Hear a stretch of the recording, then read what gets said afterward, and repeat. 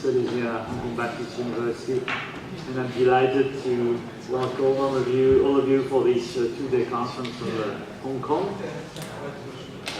Hong Kong changes and future under China's rule. Hong Kong 20 years after the handover. So I think it's a very timely conference in the sense that a lot has been happening around the city, but also on campuses, about many issues, including independence. I was just walking by our democracy wall, and there was a poster indicating that some students want Hunan independence, which is kind of funny. I mean, if Hunan had been independent, maybe Mao never had come to power. Who knows?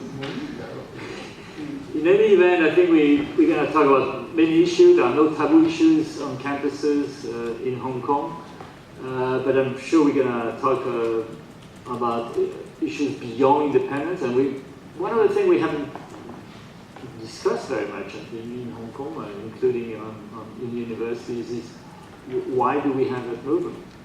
What are the roots? What are the political, social, and economic roots of these pro-independence people? And who do they represent? How powerful they are? I think we have to go beyond that and ask a number of questions regarding the development of the last few years in Hong Kong. We can go back to the umbrella movement a few years ago. But also, there are many dimensions you will see in the agenda which we will touch upon, which are related to the changes in the Hong Kong society, the changes in the economy, the place of Hong Kong in the world, and all of things are very important to better understand the current situation and the future of Hong Kong. We're going to look at the past. I think what is important is to try to measure the past 20 years, what has happened, how much Hong Kong has changed, again, from a political but also social and economic point of view. As you can see today, we're going to look at the political landscape, the constitutional issues, later in the economy and the society, before moving to identity issues. And there will be a nice transition at the end of this today with the book presentation by Ben Dunn of the Financial Times called Hong Kong, A Generation Hong Kong, which will introduce us to identity issues which will be discussed tomorrow. Now, we're going to also touch upon Hong Kong's international relations. And one of the things I've been struck in, if you travel outside of Hong Kong, is the changes of Hong Kong's image around the world. I mean, the fact that 3 activists were arrested and have been detained for a few weeks now hit the headlines everywhere in the world. And Hong Kong's image has changed in Europe, in America, because of that. They've talked about political prisoners. We're going to go back to this issue later. But that's a big change, I think, regarding Hong Kong and the way Hong Kong is perceived around the world. And that's something we tend here, when you're leading Hong Kong, we tend to sort of underestimate. So I think we're going to have a very full plate of themes which are going to be addressed by various speakers. I would like to thank, first of all, the French Center for Research on Contemporary China, represented by its director, Eric Florence, who can say a few words in a minute.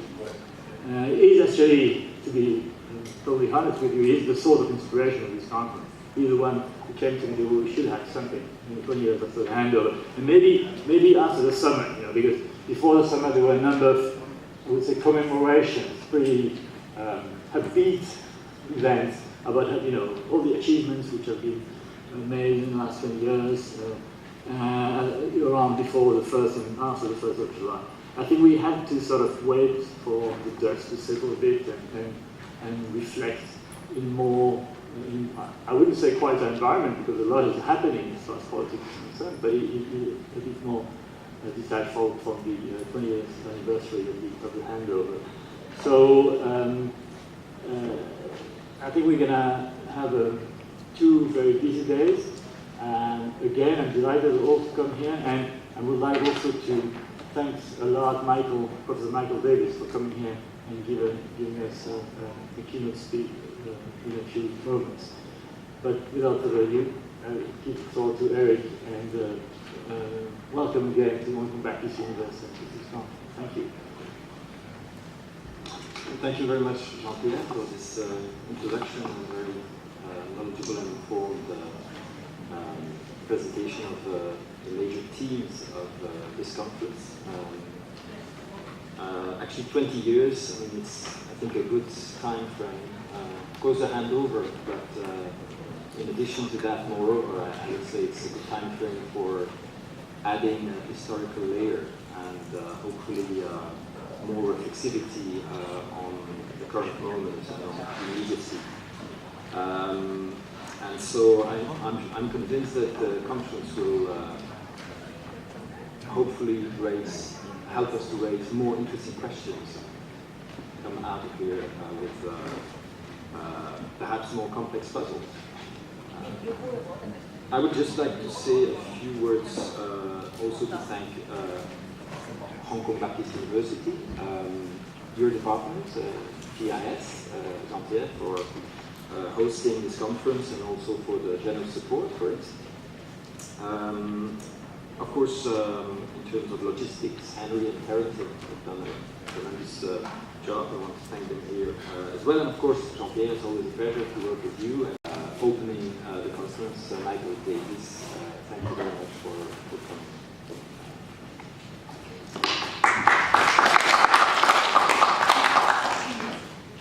I think, well, Michael Davis doesn't need an introduction. Can I call you old hand? Well, the Hong Kong hand plugs, I don't know the old.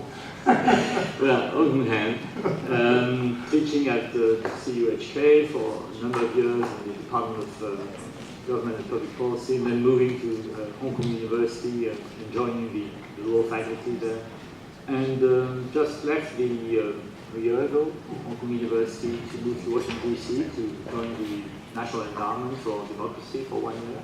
And now you're with the University of Notre Dame in Indiana, but also you have a foot in India, where you teach in a private university north of Delhi. You will see all the details of Michael's biography in the handout. So I don't want to take too much time to introducing you, Michael, but I would just like to say that he is really the person to kick off this conference on political and constitutional issues. There won't be any better experts to really unpack the complexity of not only the basic law we all know about, but the way it's been interpreted since the handover and all the changes which have occurred in this interpretation in both the government circles, in the society, in the community in Hong Kong.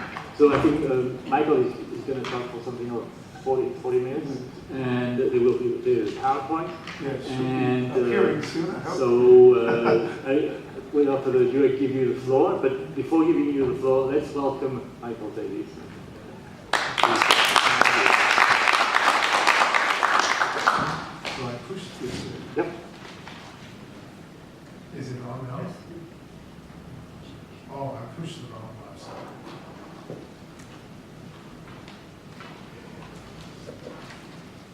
Yeah. Had to pound on it. If my slides, I'm not sure where the PowerPoint is at. Oh, okay. And I can operate it here, I take it.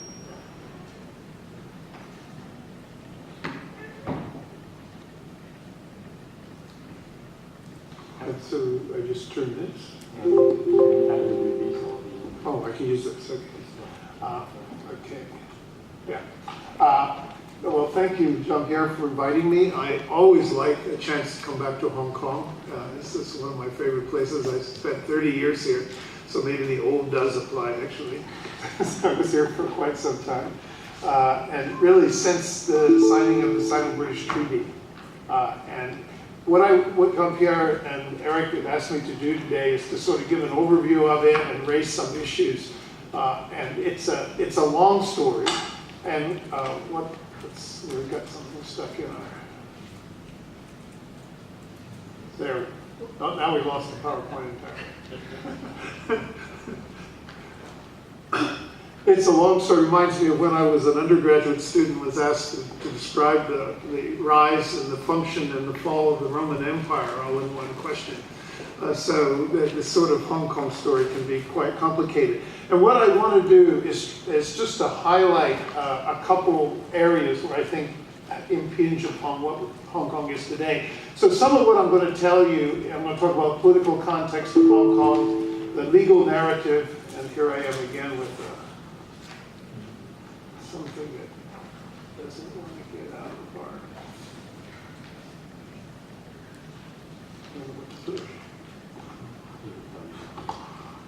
Anyhow, the legal narrative, I think, will be familiar to many people here because you spent a lot of time looking at Hong Kong.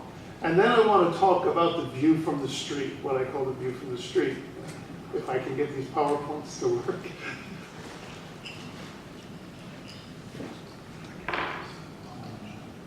We need your help at times because it's very fast. Keep under control. Okay. There's a white box, so we just want to get rid of it. Otherwise, I can move it forward, then I'll be fine. No, it doesn't move forward. Okay. Here you see an image, I think, that can get us started on what I call the political context, okay? And of course, this is a call for genuine democracy in Hong Kong. And I like it because it was posted literally above this campus, not very far away on the Lion Rock. I just thought to bring that to your attention. I think what's really important here, if you think about Hong Kong people and why they're concerned and why all the contentious politics that we experience, is first the mainland. I mean, one of the things Hong Kong people always have in their mind is the mainland is a very different system, okay?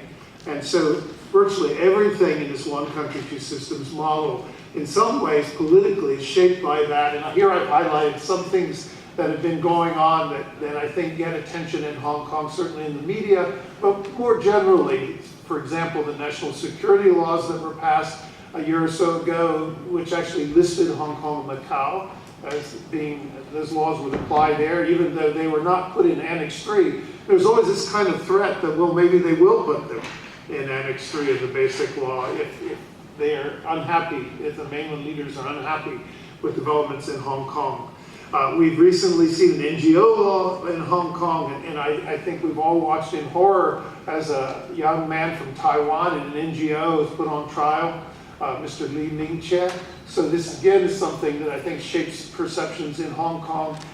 Let's crack down on Yiran Ping, which was a feminist. 5 feminists were arrested. Was actually very close to me because I had a student in my class who worked for that organization, a woman. And the reason there weren't 6 arrested is because she was working on her master's in human rights at Hong Kong U at the time. But then she was barred from, she was living in Shenzhen and commuting across the border because her husband and daughter lived in Shenzhen. And as soon as those arrested place, she couldn't come back to class. So we had to Skype her into class. She was able to get on Skype in spite of the Great Firewall and do so in Shenzhen. Crackdowns on ethnic minorities is a long story, and we see now that crackdowns have become more severe under Xi Jinping and the monasteries in regard to language education and the arrest of activists in that area. Of course, the arrest of 200 lawyers came very dear to the hearts of Hong Kong because Hong Kong, probably the core value that stands out in Hong Kong is the rule of law. In fact, I think the umbrella movement and all of this was as much about the rule of law as it was about democracy. It was a perception that the Hong Kong government doesn't represent Hong Kong people. And therefore we need a government that does, and the only way there may be a perception, the only way to get that is through an elected government. Of course, this past summer, I was here in Hong Kong during the summer, and we came out for the Liu Xiaobo, you know, when he passed away, there were protests here. So again, a consciousness of the harshness of the mainland system. And then, of course, crack down on internet and universities on the mainland. So this I think, forms a backdrop which makes for a lot of anxiety in Hong Kong. And sometimes this context creeps across the border. We saw it in the white paper a couple of years ago. and we're going to talk a bit about that here today. We see it in constant refrain from Beijing officials that there's no separation of powers in Hong Kong, even though that's false. There is separation of powers in Hong Kong, whether Beijing likes it or not. The courts, at least, are checking the other branches of government. Probably not much of a check from the legislature because it's not democratically elected.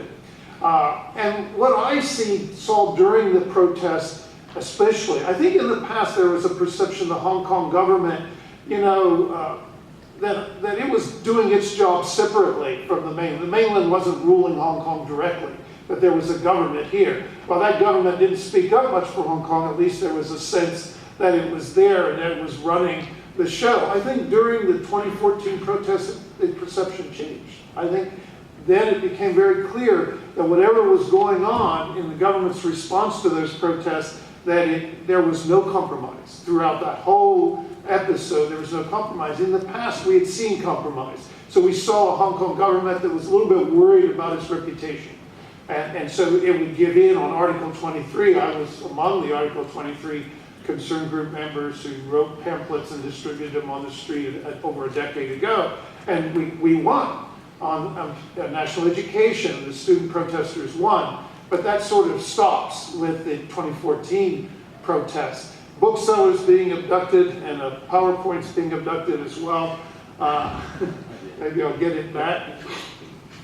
So what the guy who does the PowerPoint has left, I think. Maybe we can find him. So what I would want to say then, if we turn, it's too bad we don't have the slides so we can see some images that I put on it. Let's see if it comes up now. Yes. Okay. The next one. Okay, here I'm just highlighting, again, this is the slide we just were on just a moment ago. And then we look at Hong Kong's response. I think one of the key things to think about Hong Kong is that in a context where the Hong Kong government does not guard Hong Kong's autonomy, I think there's a general reliance on civil society. So if you want to think about who has been the most instrumental in guarding Hong Kong's autonomy over the years, in my view, it's civil society in Hong Kong. Okay, the government simply spends more time lecturing Hong Kong on Beijing's concerns than the other way around. At least that's the perception. And I've written op-eds about this, some of you know, many times, and it doesn't seem to have an impact, except one time the chief executive's office told me that Professor Davis doesn't really understand our limitations.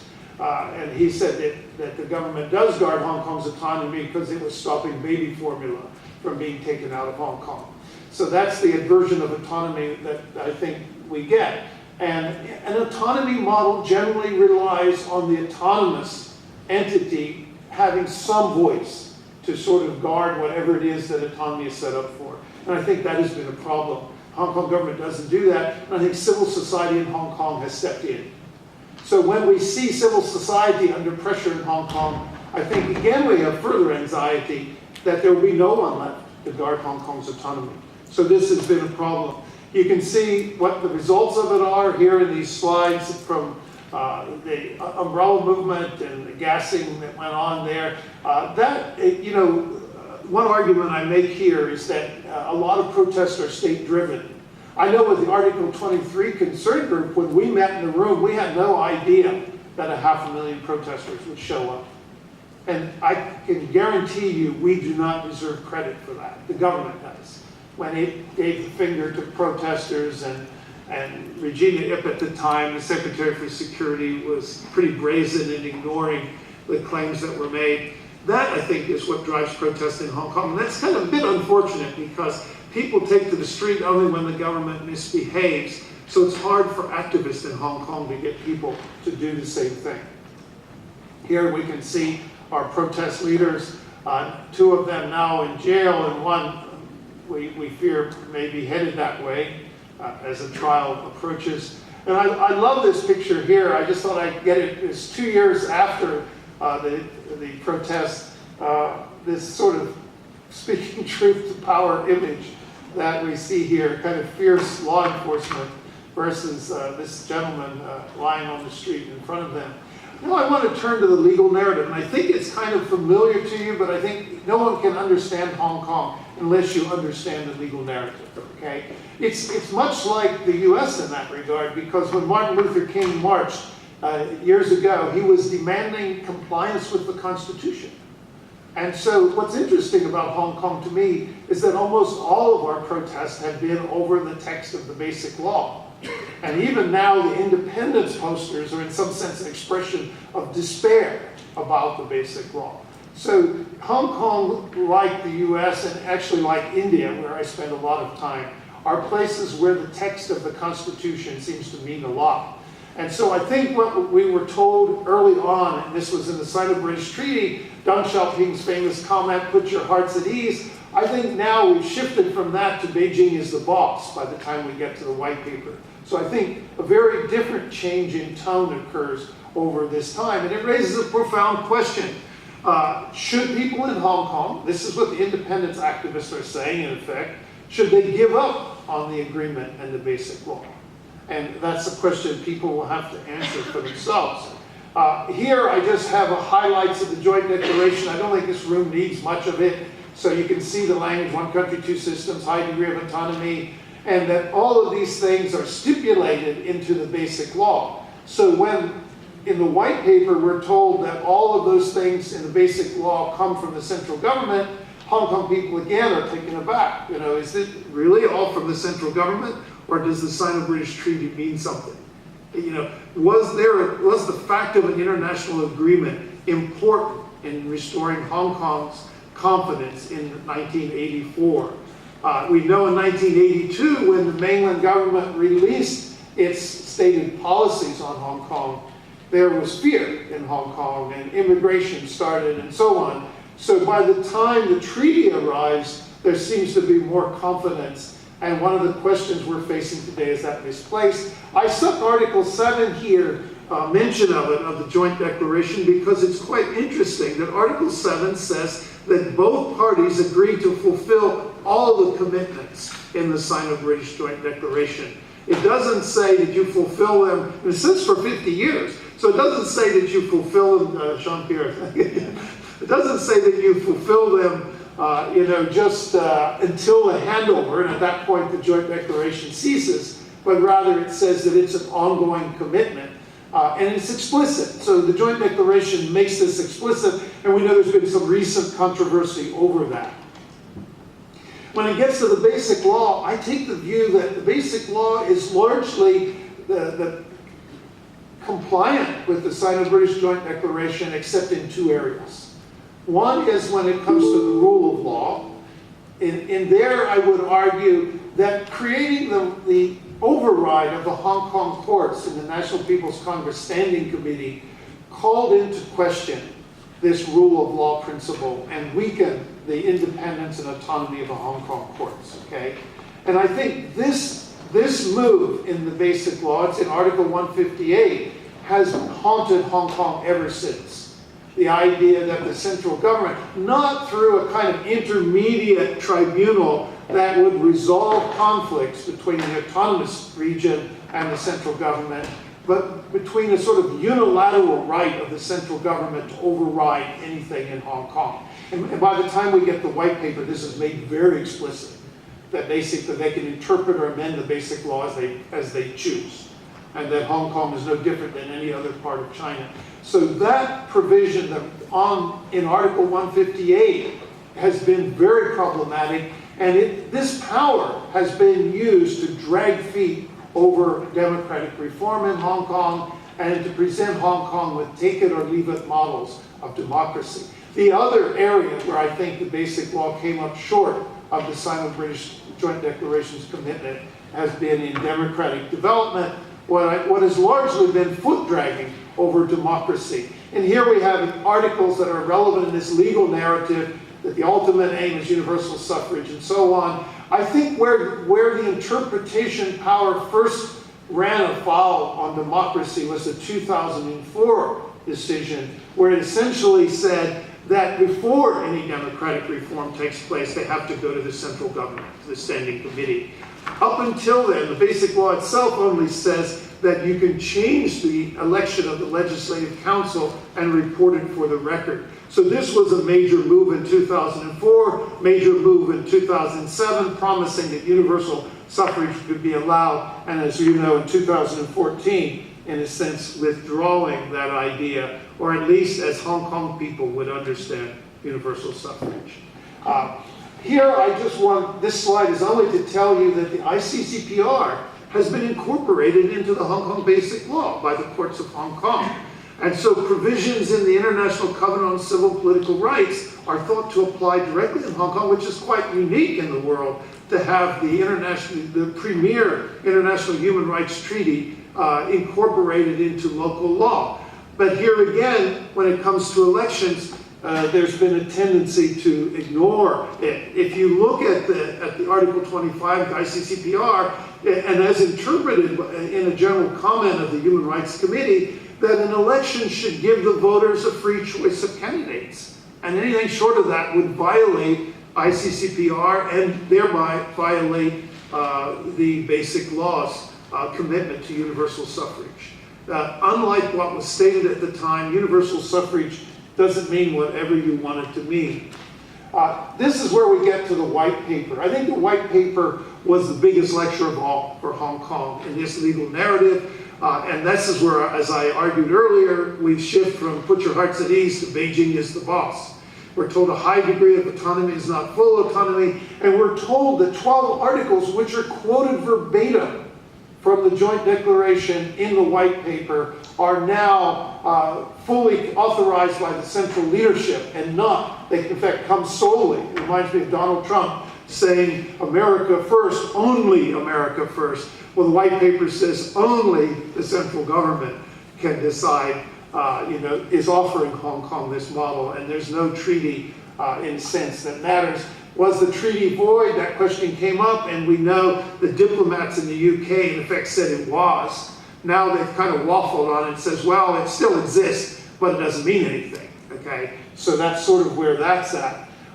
When it comes to the rule of law, I think this is where the white paper was condemned the most in Hong Kong, because it seemed to say the Standing Committee had comprehensive jurisdiction, could supervise the legislature, that it was the guardian of the rule of law, and clearly one country, two systems did not envision the Standing Committee of the central government as the guardian of the rule of law, but rather Hong Kong courts. And so judges in there are said to be administrative and governing officials, and it's even stated that they should be patriots. Of course, we know that's kind of nonsensical, since some of them aren't even nationals. Hard to be a patriot when you're not a national of a country.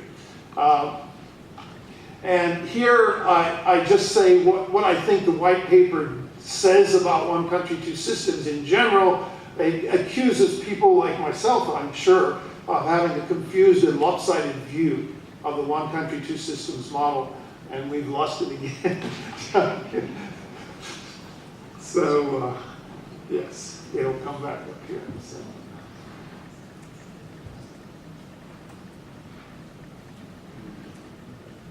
Yes, okay, and then we'll just move one more up. Here I just highlight where I thought the government showed its submissiveness entirely in this legal narrative. All these issues now come to fore, and they wind up in the government consultation report.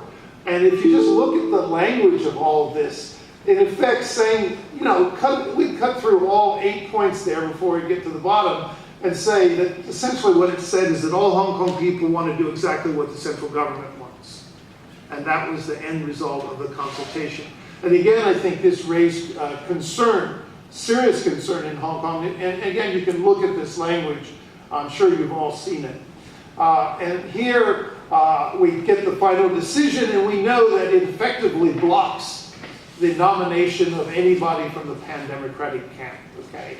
And by requiring a 50% approval in a committee that matches the current election committee. And the government proposal, we all know, conforms to that, and I won't go into details here. I think it's familiar to the room.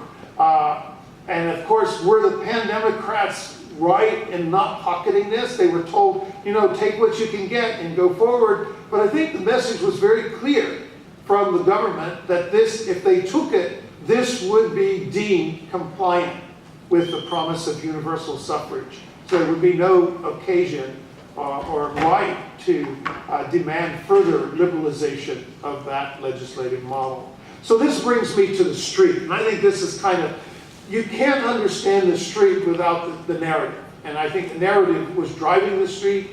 And you can see here images familiar to us all and the confrontation. I think that the 2014 umbrella movement was largely nonviolent. Where violence occurred, if at all, was this kind of pushing and shoving in the face of you know, which happens in any protest, violent or nonviolent, okay?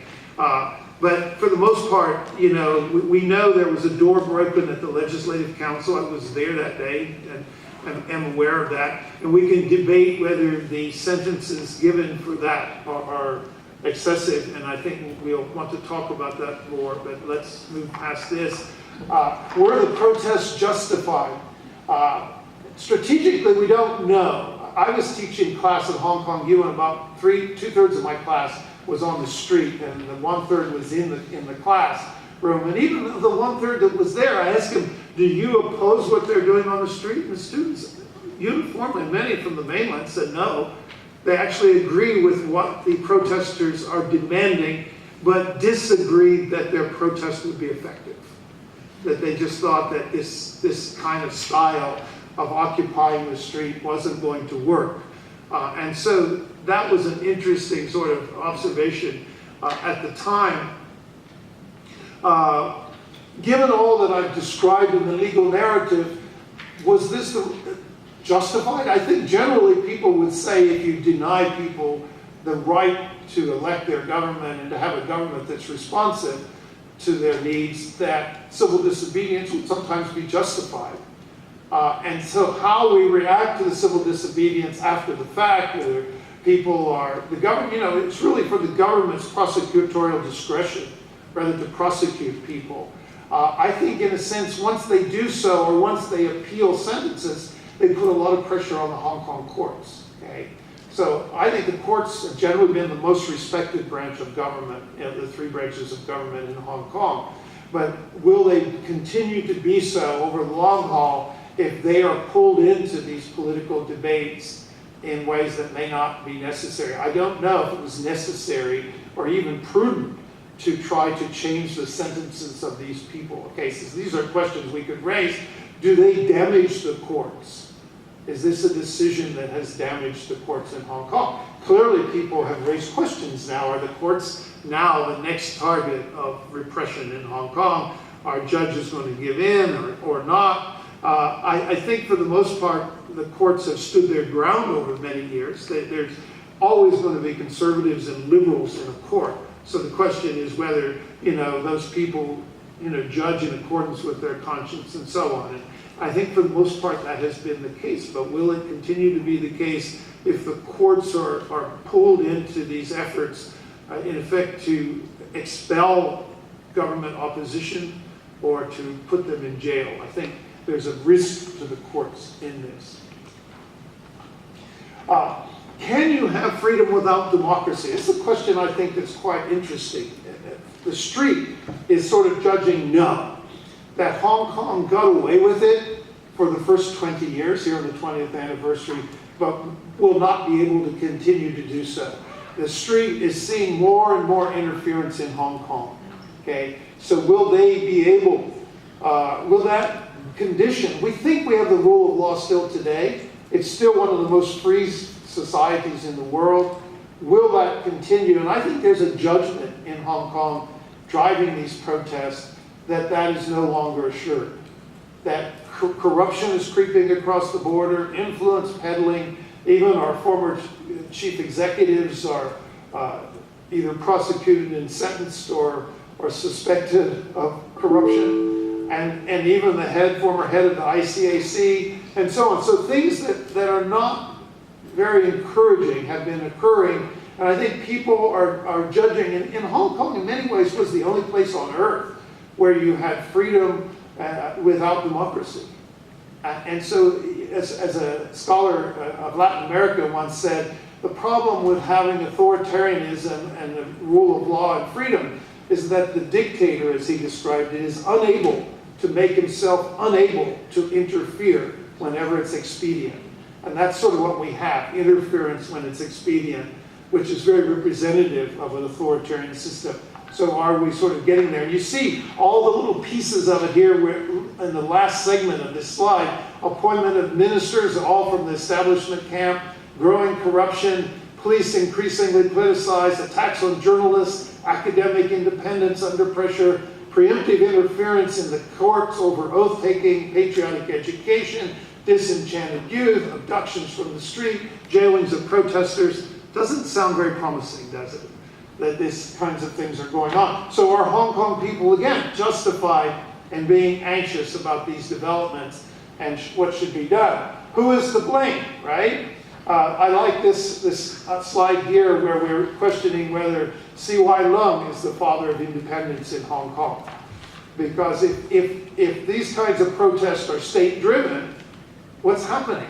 I just watched a movie in the US a couple of days ago. I was on a panel to discuss it by Evans Chan called Raise the Umbrellas. I think it's going to be shown here in Hong Kong this week sometime, or next week. And it was very interesting because all in 2 hours you just see the emergence of this passionate Hong Kong identity and all these young people suddenly realizing what they care about and what's important. Of course, they didn't sudden opposition. This past week was very stunning that, you know, when some local kid says independence or China or some word like that, the whole establishment camp is up in arms. But when a member of the establishment camp says that people should be killed, you know, it's like pulling teeth to get one or two leaders to object to this extreme language. So I would hope a conscience develops in response to these conditions. Here you can see some turns to violence. I don't want to see violence. I'm a guy who actually works and spent years working on nonviolent approaches to popular protests. I write about it as a scholar. But, you know, people keep pushing and things get worse. And again, people should look in the mirror to consider what these things mean. You can see these posters and signs all speak for themselves and see why there's the Baba of the independence movement. These are just election results. The fact that 17, 15, whatever percent of Hong Kong people will support more extreme candidates. I don't think it's a sign that Hong Kong voters are imprudent. It's just that people are upset.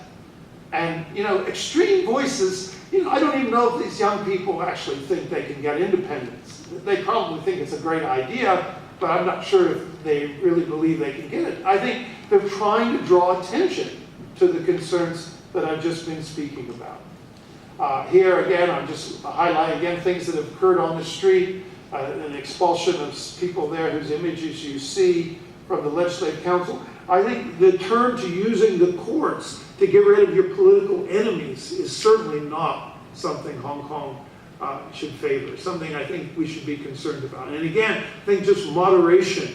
You know, there is, it seems to be, by using the courts, they're using the justice, Ministry of Justice to sort of take the lead on all of this. I think maybe someone else should be taking the lead rather than prosecutors to look at how they can listen to Hong Kong youth. I just raised the question in the top of the slide. There is an effort to eliminate opposition and pressure of the courts going on. And again, you can judge for yourself. And so this accusation is leveled, which Jean-Pierre mentioned at the beginning. Does Hong Kong have political prisoners? You know, is that what's happening now in Hong Kong? And where does it stop? You know, there's many more prosecutions coming down the road. And so where is this headed, and what will be the consequence on the street in Hong Kong? Again, very familiar pictures to us here, and that's the end of my presentation. Hopefully this gives us all time now to begin the conference with some thought about the sort of things that are going on, and I welcome questions.